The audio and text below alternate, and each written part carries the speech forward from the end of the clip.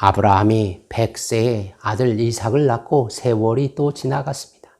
하나님의 명령에 따라 하갈과 이스마엘을 집에서 내어 보냈습니다. 그 후로 하나 남은 아들 이삭에게 아브라함은 자신의 삶의 대부분을 쏟아 부으며 정성을 다하여 이삭을 길렀습니다. 전지창조, 인류의 타락과 하나님의 구원의 계획, 그리고 제사 지내는 방법 등등 하나님에 관한 모든 지식을 가르쳤고 신앙과 순종을 가르쳤습니다. 이삭은 아브라함으로부터 하나님을 경외하는 법을 충실히 배웠습니다. 아브라함은 이런 아들이 너무도 사랑스럽고 흐뭇했습니다. 이삭, 나의 아들 이삭, 나의 웃음, 나의 노래. 아브라함이 손을 크게 벌리면서 아들 이삭을 생각합니다. 이때 아브라함아 하면서 하나님이 아브라함을 부르십니다. 네, 하나님, 제가 여기 있습니다.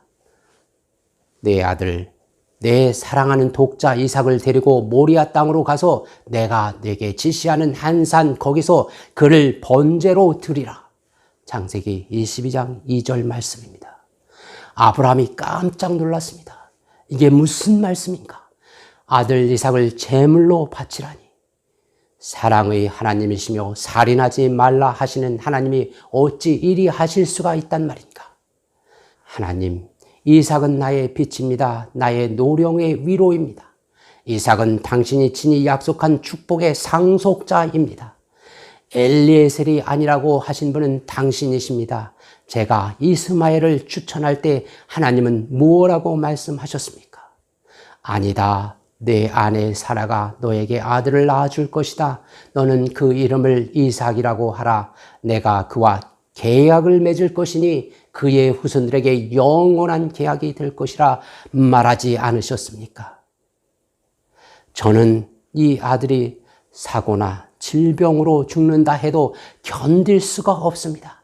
저의 가슴은 무너질 것이고 저의 영혼은 슬픔으로 음부에 잠기게 될 것입니다. 그런데 친히 저의 손으로 내 아들을 죽이라고요? 이삭의 피를 흘리라고 명하시는 것입니까? 어찌 이런 일이 아비에게 가능하다고 보십니까? 아브라함이 밤 하늘을 바라다 봅니다. 그날도 맑게 개인 고요한 하늘에 수많은 별들이 빛나고 있었습니다. 오래전 하나님이 별들을 보여주시며 하늘을 쳐다보고 별을 세어 보아라. 내 후손도 저 별처럼 많을 것이다. 하시던 말씀이 아브라함에게 생각났습니다. 그날에 이 땅을 주시겠다고 약속하시면서 하나님께서 친히 쪼개놓은 짐승들 사이로 지나가시며 그의 후손의 앞날을 보여주시고 언약하신 일을 아브라함이 생생하게 기억합니다. 이스마엘을 후사로 삼으려 했지만 아니다 하시면서 이삭을 주시겠다고 하시며 할례를 받으라 하셨던 일, 무려 6번이나 약속을 반복하시면서 언약의 자손으로 이삭을 주셨는데 이제 와서는 이 아들을 번제로 드리라 하시니 고민 중에 아브라함은 땅에 엎드려 이 무서운 일을 실행해야 할 것인지 주어진 명령이 진정 확실한 것인지 이전에 결코 그와 같이 해본 적이 없는 간절한 기도를 드렸습니다. 그러나 내 아들, 내 사랑하는 독자 이삭을 데리고 가라는 하나님의 명령은 그의 귀에 쟁쟁이 울리고 있었습니다. 고뇌에 찬 얼굴로 이삭에게로 가보았습니다. 이삭은 아무것도 모르는 채 코를 드렁드렁 골면서 단잠을 자고 있습니다. 사라에게로 가봤습니다. 그녀도 곤히 잠을 자고 있습니다. 사라를 깨워서 마지막으로 그의 아들을 안아보도록 해야 할까? 하나님의 요구하신 바를 사라에게 말해야 할까? 그는 이 상황을 아내에게 털어놓고 의논하고도 싶었습니다. 하지만 어미 사라가 이런 엄청난 하나님의 요구에 도무지 응하지 않을 것 같았습니다. 아브라함이 사라와 상관없이 자신 홀로 이 일을 감행하기로 마음 먹었습니다. 마침내 그는 하인 둘을 불러 짐을 꾸리게 한 후 다시 이삭에게로 갔습니다. 이삭을 깨우고 싶지 않았습니다. 이대로 며칠이고 그냥 놔두고 싶었습니다.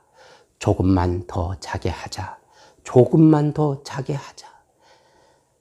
더 이상 지체할 수 없는 시간이 오자 이삭을 깨워서 함께 제사를 드리러 가자고 말합니다. 이삭이 흔쾌히 승낙하고 아브라함을 따라 나섰습니다.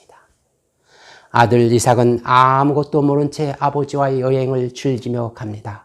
아버지의 마음은 속이 타 들어갑니다. 참으로 길고 길었던 하루가 천천히 저물어 가고 있었습니다. 밤이 되어 그의 아들과 하인들이 자고 있는 동안에 아브라함이 밤을 지새우며 기도합니다. 하나님이 천사를 보내어 너의 기도를 들었다. 이것으로 충분하다. 이렇게 말해주기를 기다립니다. 그러나 그런 소리는 들리지 않았습니다. 밤이 갔고 다른 날이 왔습니다. 그리고 똑같은 고행이 아브라함에게 주어졌습니다. 셋째 날이 왔습니다. 이제 아브라함이 마음을 비워야 했습니다. 하나님이 하라 하시니 그렇게 하는 수밖에 없구나. 그리하면 하나님은 하나님의 방법으로 그동안 이삭을 통해 성취하시겠다는 말씀을 그분의 방법으로 이루실 거야.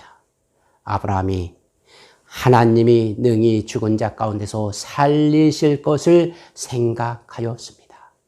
마음을 가다듬고 아브라함이 하인들에게 말하였습니다. 내가 이 아이와 함께 가서 경배하고 너희에게 돌아오리라. 이삭에게 번제할 나무를 지우고 아브라함이 칼과 불을 가지고 산 꼭대기를 향하여 올라갑니다. 이삭이 아버지와 함께 산을 오르다 보니 아차, 깜빡 잊고 가져오지 않은 것이 하나 있었습니다. 바로 제사 지낼 짐승을 가져오지 않은 것입니다. 당황하여 아버지를 부릅니다. 아버지! 아브라함이 깜짝 놀랍니다. 왜 그래 아들아, 힘드니? 아버지, 불과 나무는 있는데 양을 가져오지 않았어요. 어떻게 하죠? 이를 어찌하면 좋을꼬? 지금 사실대로 말할까? 아비로서 가장 대답하기 어려운 아들의 이 질문에 하나님께서는 아브라함의 입을 여셨습니다. 아들아, 번제할 어린 양은 하나님이 자기를 위하여 친히 준비하시리라. 그리고 목적지에 다다랐습니다. 그들은 제단을 쌓고 그 위에 나무를 올려놓았습니다. 이삭은 하나님이 준비하신 제물이 나타나기를 기다리고 있습니다. 제물이 보이지 않습니다. 드디어 진실을 말할 때가 왔습니다. 아브라함이 떨리는 음성으로 이삭에게 말합니다. 사랑하는 이삭아, 하나님께서 너를 이곳에서 제사 지내라고 명하셨어. 이삭이 깜짝 놀라 그의 아버지 아브라함을 바라보니 말로 표현할 수 없는 아버지의 모습이 보였습니다. 자식을 너무도 사랑하는 모습, 그러면서도 하나님의 명령은 반드시 따라야 한다는 굳건한 신념, 그리고 연약한 인간의 슬픈 모습이 보였습니다. 이제 선택은 이삭에게 주어졌습니다. 자신이 죽을 수 없노라고 이삭이 말할 수 있습니다. 그 자리를 단숨에 이탈할 수도 있었습니다. 청년 이삭은 그에게 주어진 운명을 알고 두렵고 놀랐지만 하나님께서 아버지와 늘 함께 하신 것을 알고 있었기에 하나님 뜻에 따르기로 결정했습니다. 그리고 제단에 올라갔습니다. 아브라함이 아들을 깊게 포옹을 하였습니다. 숨을 길게 쉰 후에 칼을 들어 내리쳤습니다. 그런데 바로 이 순간 그의 팔이 갑자기 움직이지 않았습니다. 하나님의 천사가 하늘에서 그를 부릅니다.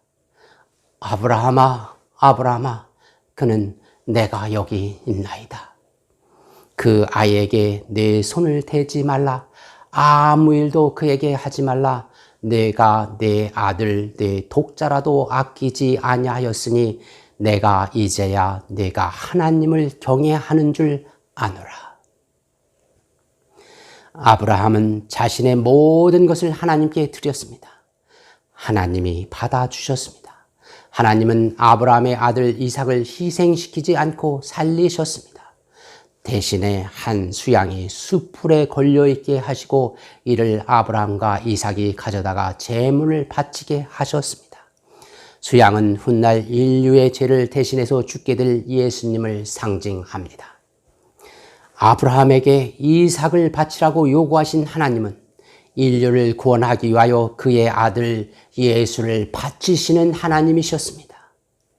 하나님이 아들을 이 세상에 보내어 구원하시겠다고 언약하시고 예수님을 상징하는 양을 제사로 드리게 하셨습니다. 사람들이 제사를 드릴 때마다 하나님은 그의 아들이 죽는 모습을 생각해야 했습니다. 아브라함이 일주일도 되지 않는 시간을 번민 속에서 할만하시거든 이 잔을 내게서 지나가게 해 주십시오 기도했지만 하나님은 4,000년간 아브라함과 같은 심정을 품어온 것입니다.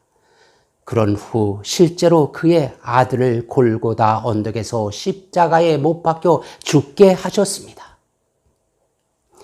아브라함을 통해서 하나님은 죄인을 구원하기 위하여 어디까지 하나님이 희생하실 것인지 사람들에게 보여주셨고 오늘날 우리에게 하나님이 희생하신 것이 무엇인지를 보여준 것입니다.